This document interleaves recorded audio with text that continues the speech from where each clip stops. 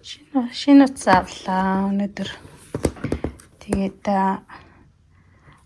влог хийдэг хүн чинь бас утасныхаа камерыг чанаржуулахгүй болохгүй. Тэгээд влог хийдэг жижиг камер авд юм л гэсэн утсан дээр авах гэж тэгээд энийг авчлаа.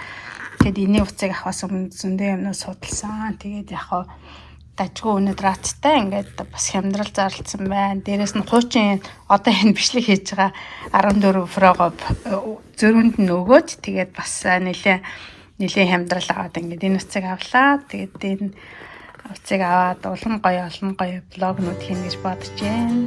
Баяртай байна.